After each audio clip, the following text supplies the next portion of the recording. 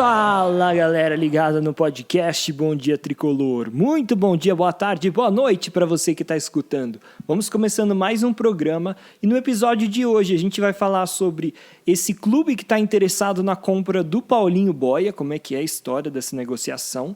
Também algumas novidades em relação à situação contratual do Pablo, né, que a gente teve mais algumas informações, será que o Rogério quer contar com ele e tal? Mas, principalmente, vamos começar falando, é claro, sobre a derrota do São Paulo contra o Bragantino pelo Campeonato Brasileiro por 1-0. Para quem não assistiu o jogo, o São Paulo jogou contra o Bragantino fora de casa, perdeu por 1-0 numa jogada aérea em que foi uma falha do Miranda, né, disputa de bola entre ele e o jogador do Bragantino, ele perdeu e aí o Bragantino fez 1-0, depois se fechou e o São Paulo não conseguiu reagir para empatar a partida. De uma maneira geral, o que eu achei desse jogo? O São Paulo não foi tão mal nos 90 minutos, vamos dizer assim. Principalmente no primeiro tempo, o jogo foi relativamente equilibrado, mas eu até digo que o São Paulo teve as principais chances de gol. Teve uma chance claríssima com o Pablo, que perdeu um gol inacreditável, numa disputa de bola que estava ele e o Luciano, né, os dois poderiam finalizar, o Pablo acabou metendo o pé, aquela bola estava sem goleiro, né, e ele encheu o pé com tanta força que a bola subiu demais. E, bom, né, o time do São Paulo achei que no primeiro tempo teve as melhores chances, não jogou mal, mas no segundo tempo parece que sentiu, não digo que sentiu cansaço, mas ele estava mais perdido em campo, o time do Bragantino um pouco melhor, São Paulo não conseguiu criar chances de gol na segunda etapa, e na jogada aérea levou vantagem, já tinha feito um gol que tinha sido anulado por impedimento, mas tinha sido no detalhe, né, o Bragantino já poderia ter aberto o placar ali, e enfim, né, estava aparecendo mesmo que numa jogada aérea o São Paulo ia tomar um gol, e esse é um problema que o Rogério Ceni vai ter que arrumar nesse time do São Paulo, porque dessa vez custaram pontos importantes ao tricolor. E eu acho que o que é mais chato desse resultado do São Paulo é ver que a situação na tabela do time piorou, porque o São Paulo era 12º e agora caiu para 13º, continuando com 34 pontos. Se o São Paulo tivesse pelo menos empatado com o Bragantino, né, como até ali metade do segundo tempo se encaminhava para esse resultado, né, de 0-0, que daria um ponto ao São Paulo, ele teria subido 2 posições, ou seja, ele teria ganhado uma posição em relação à rodada anterior, que ele tinha terminado em 12º, terminaria em 11º. E se tivesse vencido, então, pularia para 9º. Seria um resultado muito bom para o São Paulo, né? Então, de qualquer forma, foi um resultado bem ruim para o São Paulo. E, assim, a gente pode falar sobre vários aspectos, né? Mas, analisando o jogo de uma maneira geral, além disso que eu contei para vocês, que foi em resumo, né, da atuação do time, eu acho que, assim, o São Paulo... O Rogério Ceni, aliás, eu acho que ele mexeu mal no time.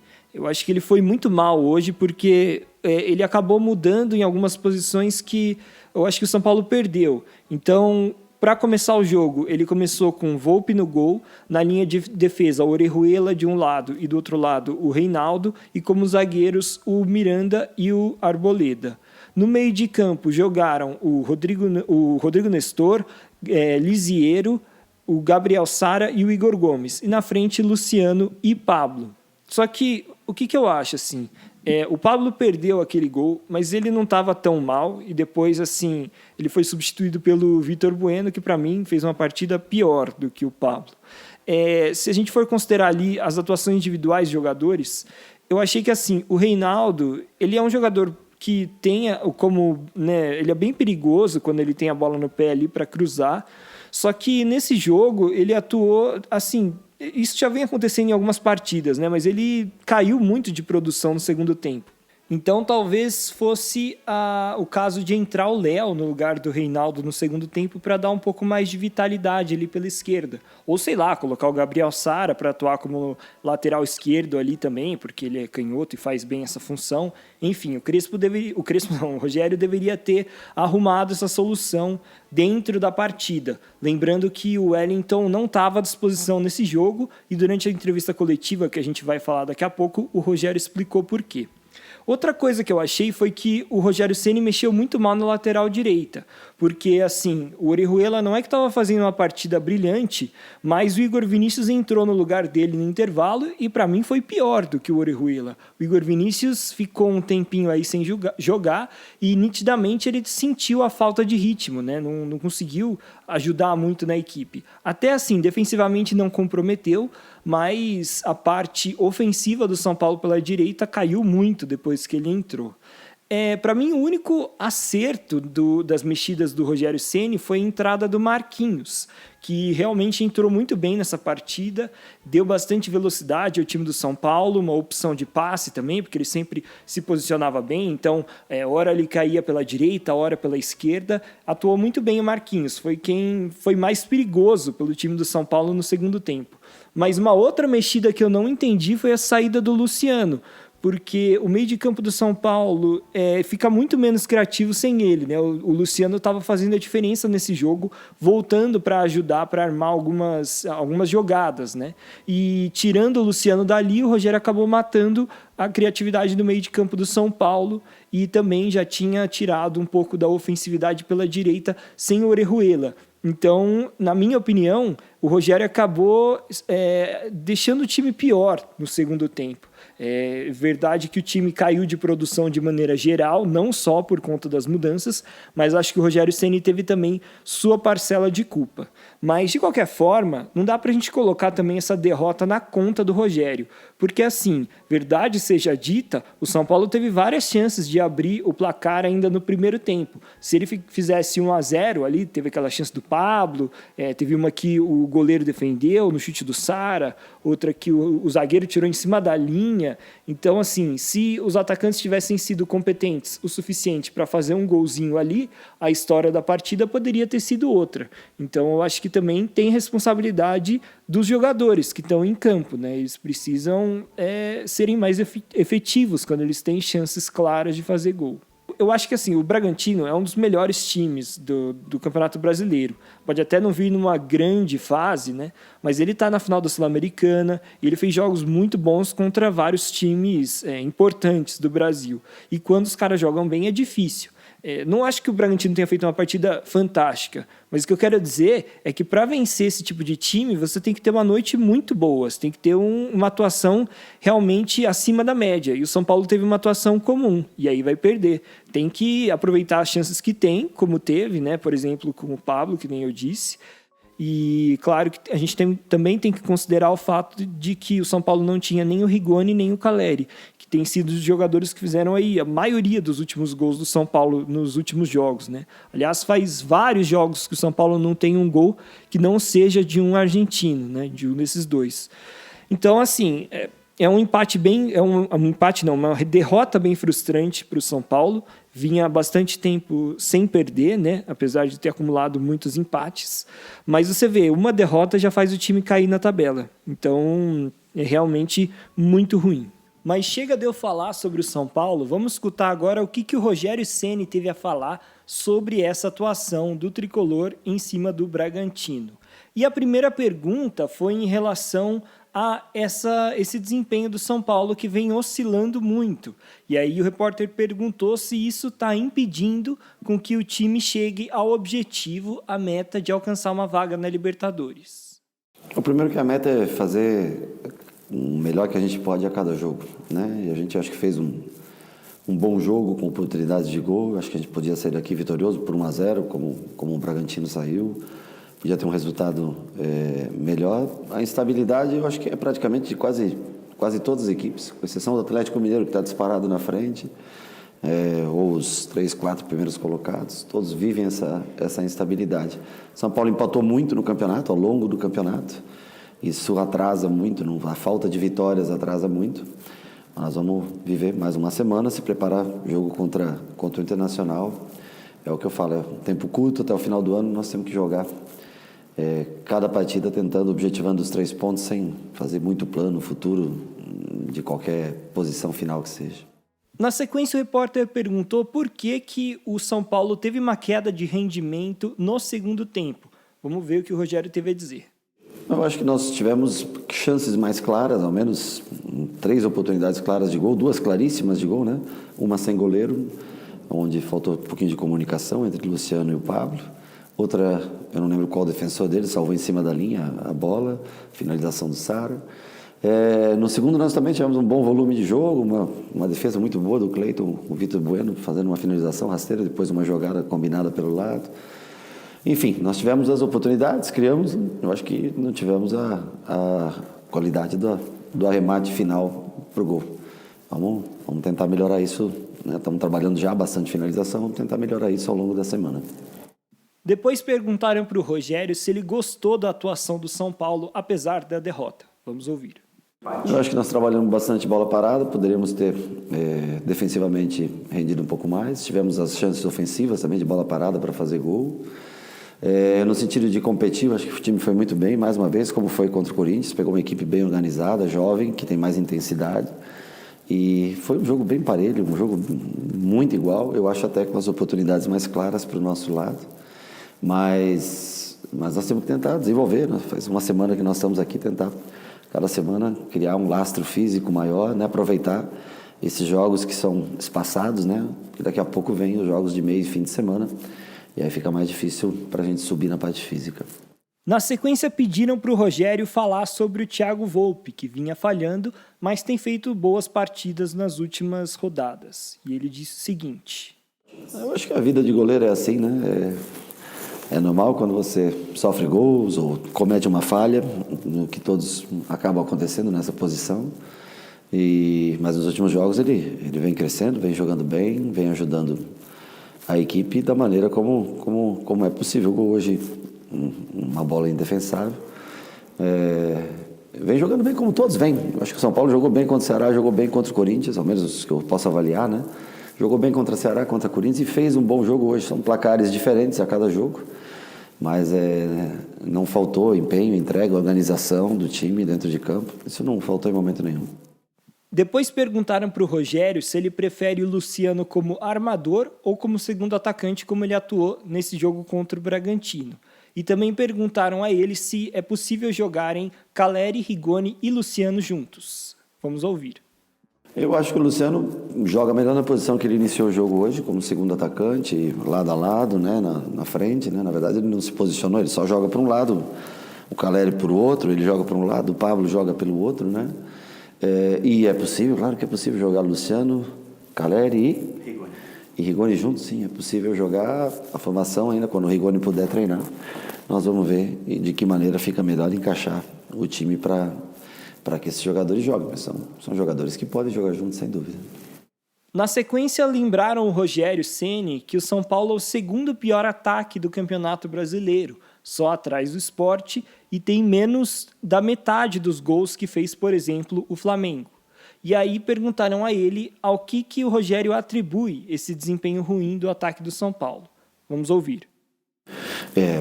Acho que o São Paulo, ao menos, né, nós finalizamos muito contra o Ceará, fizemos um gol, finalizamos um pouco menos contra o Corinthians, tivemos um gol anulado e fizemos gol. E hoje tivemos chances claras de gol, então acho que está faltando um pouco mais de tranquilidade.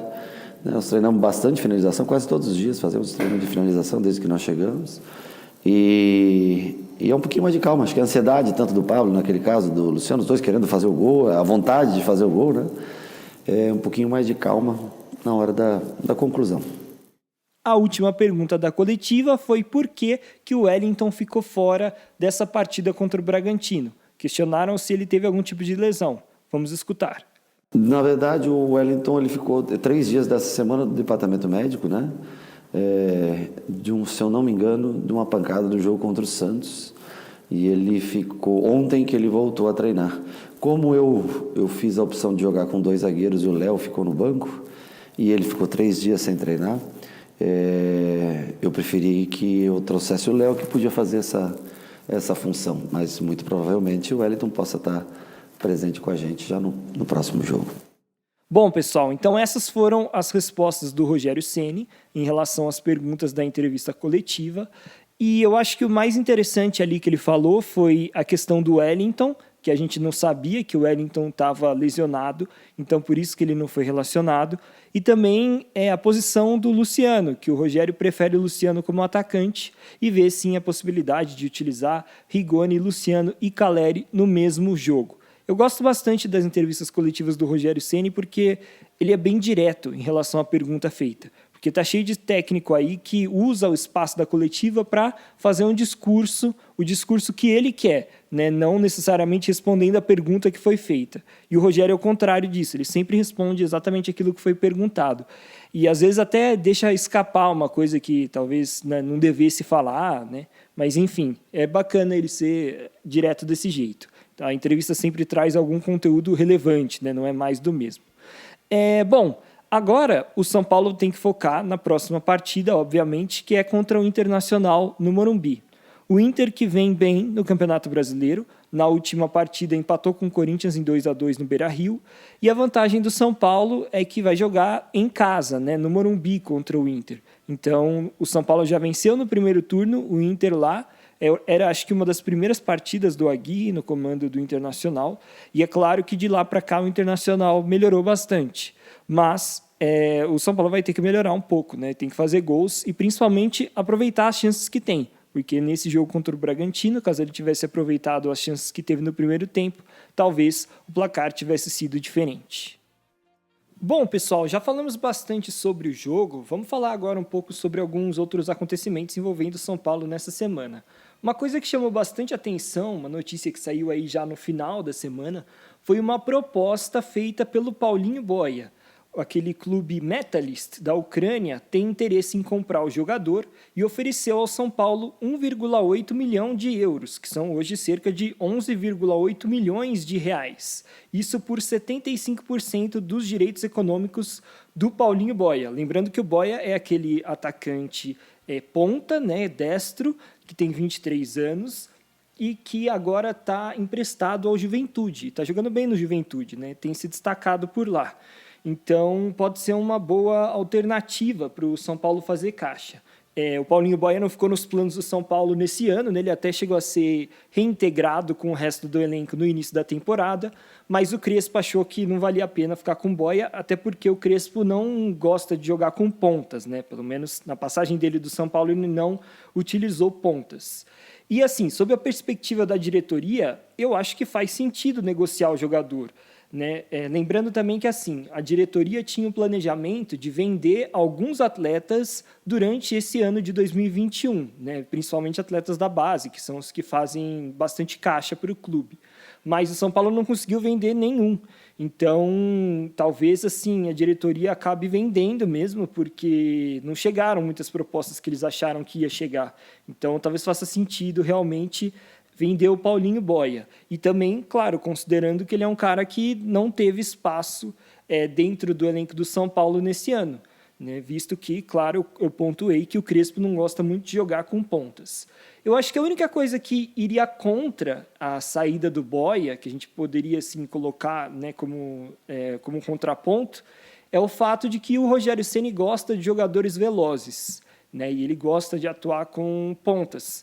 Então, eventualmente, vamos supor, se o Rogério Ceni ficar no São Paulo, de fato, até o ano que vem, fizer pré-temporada e tal, talvez ele peça, né, a diretoria, e fale, olha, eu gosto desse jogador, porque o São Paulo não tem muitos jogadores velozes. Inclusive, ele já falou isso naquela entrevista coletiva pós-jogo, depois da vitória sobre o Corinthians.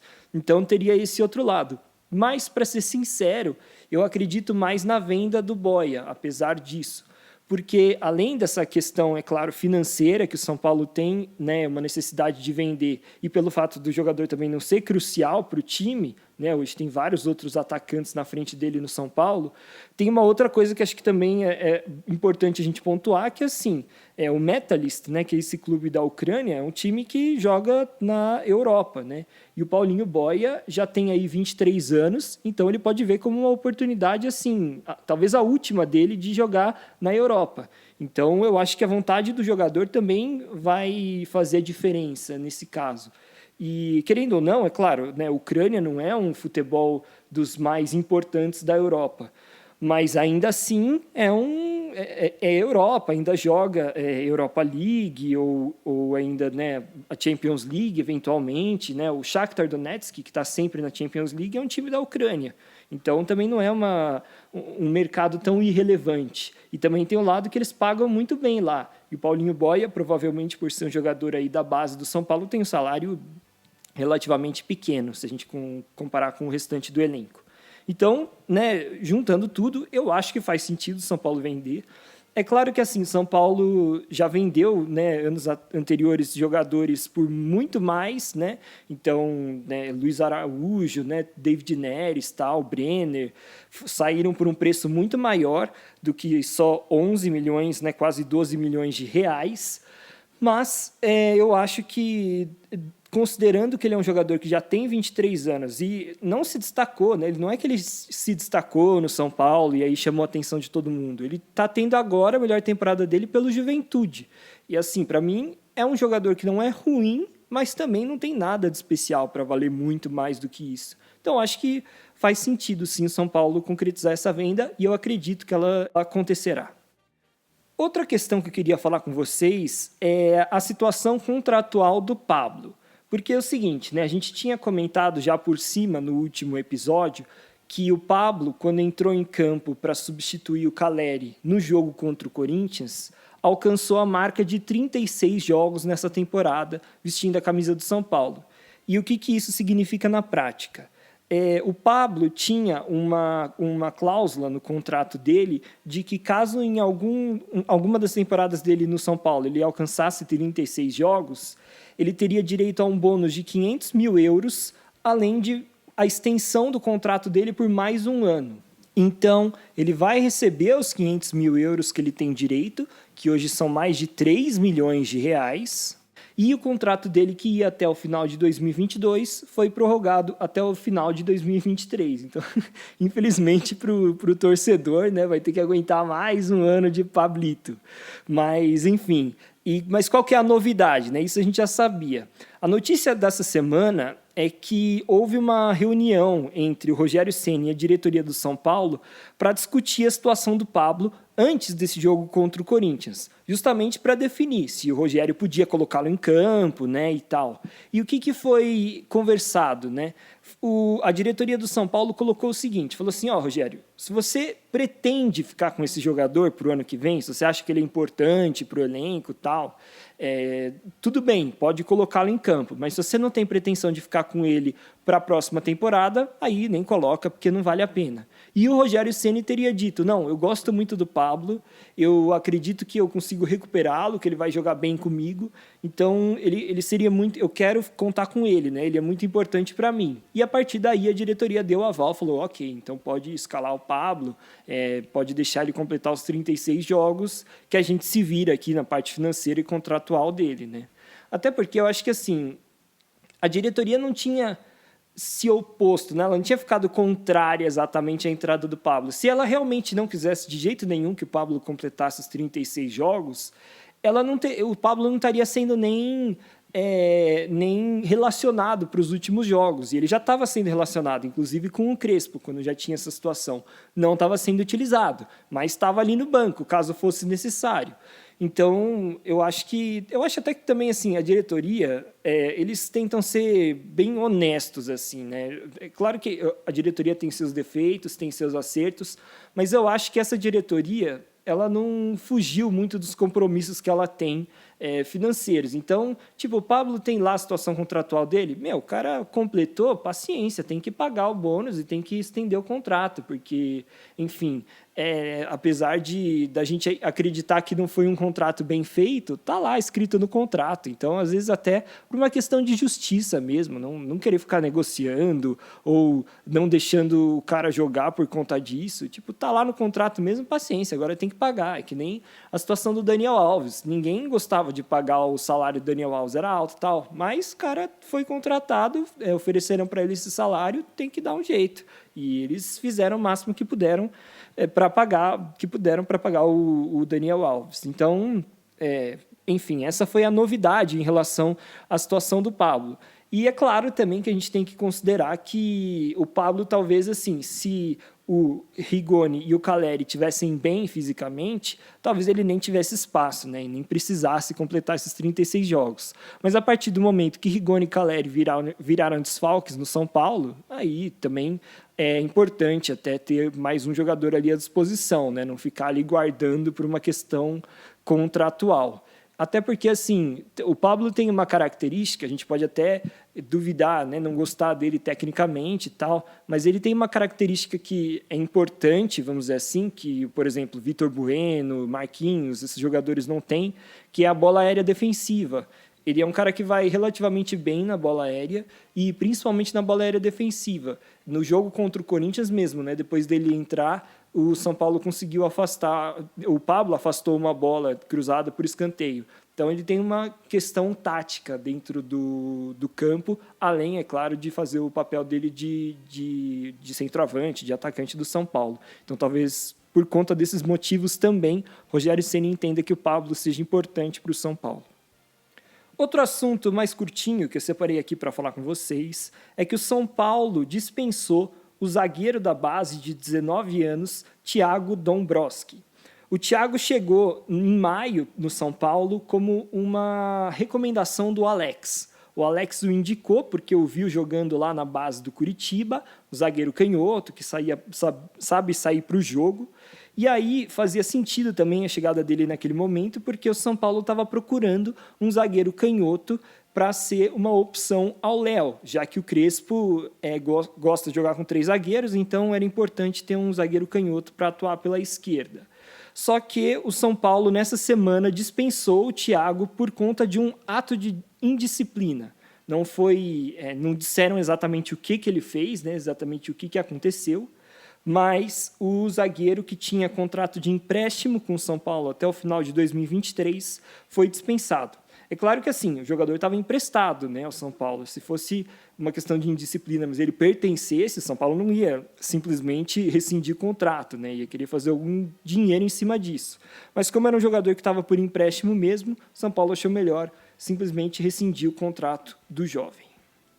Outra coisa interessante que aconteceu nessa semana foi uma entrevista com o Alex, que é o técnico do São Paulo, no Sub-20. A entrevista foi feita pelo podcast Prancheta, do GE, e eu separei aqui as principais frases do Alex, né, as principais coisas que ele falou, porque sempre que tem alguma informação de alguém de dentro do São Paulo, eu acho importante a gente pontuar aqui, porque dá mais... É como se fosse um quebra-cabeça, né? Nos dá mais uma dimensão assim, de como está sendo o dia a dia do trabalho dentro do São Paulo. Uma coisa bastante interessante que o Alex falou logo no início da entrevista foi sobre o trabalho das categorias de base do Brasil. O entrevistador perguntou se ele achava que o Brasil não formava bem os atletas, visto que a Europa tem tentado trazer os jogadores cada vez mais jovens do Brasil para a Europa para terminar a parte das categorias de base lá. E aí o Alex disse que acha que não, que se a base no Brasil não fosse boa, não teriam tantos atletas brasileiros lá na Europa atuando hoje, né, em grandes times e com destaque.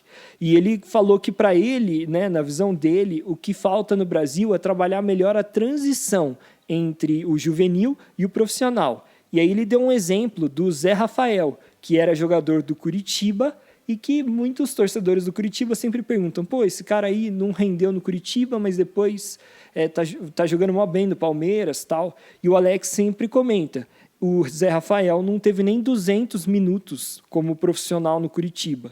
Então ele foi vendido muito rápido, né? Em menos de 200 minutos você não consegue avaliar o atleta e nem dá tempo, né, dele se adaptar, tal. Ou seja, segundo o Alex, a cobrança aqui é muito acelerada, muito precipitada. Precisa se dar mais tempo para que os jovens consigam de fato mostrar o futebol que eles têm a apresentar.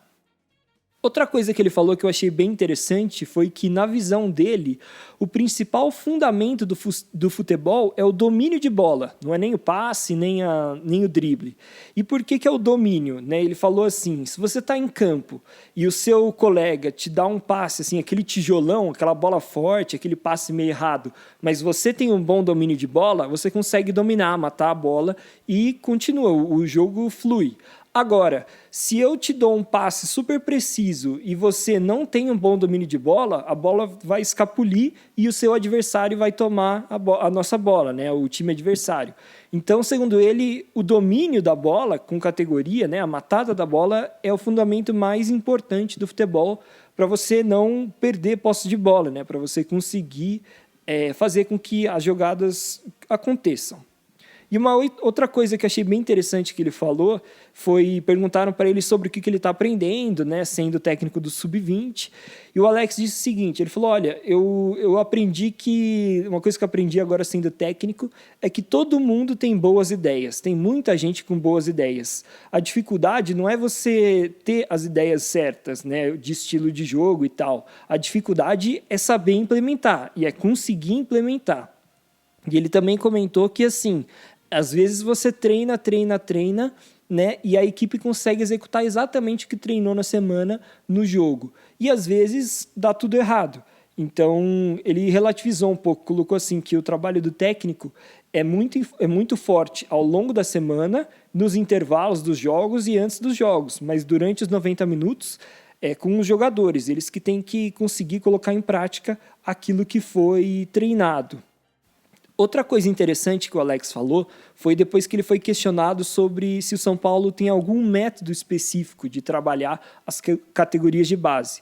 E ele falou que isso, na verdade, agora que está sendo desenvolvido, mas que ainda não existe exatamente um método assim, o jogador do São Paulo tem que saber fazer isso, o lateral direito tem tais funções.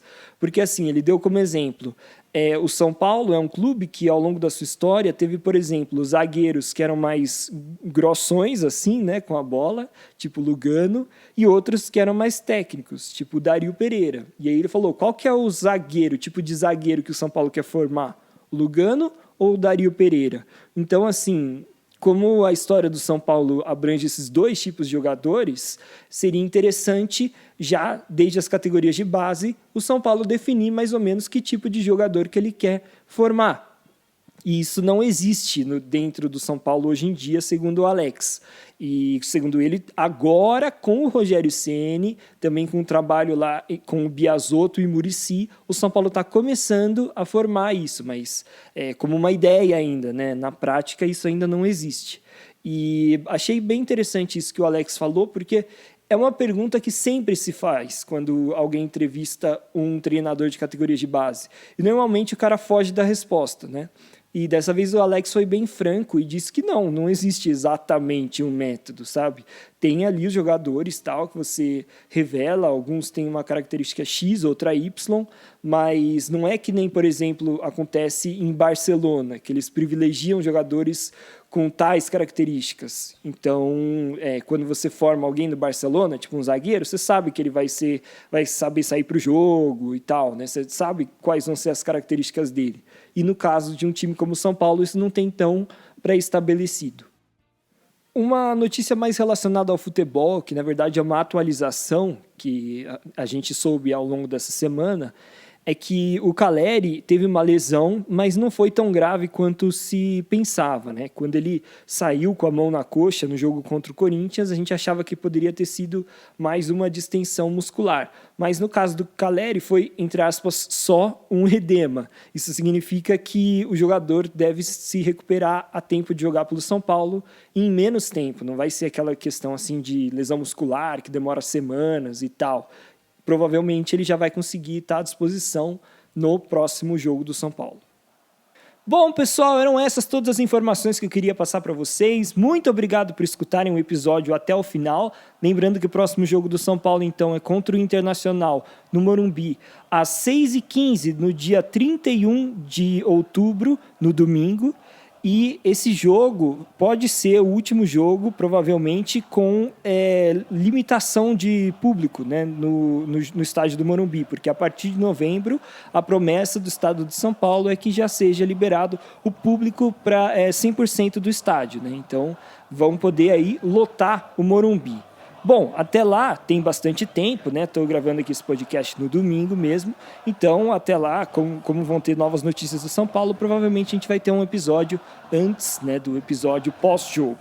Muito obrigado por escutarem. Então, galera, não se esqueçam de se inscrever no podcast Bom Dia Tricolor aí no seu agregador de podcast e também de seguir a gente no Instagram, que é Bom Dia Tricolor, tudo junto. E se você escuta a gente pelo YouTube, também se inscreve no canal do YouTube e deixa o like. Valeu, galera! Até a próxima!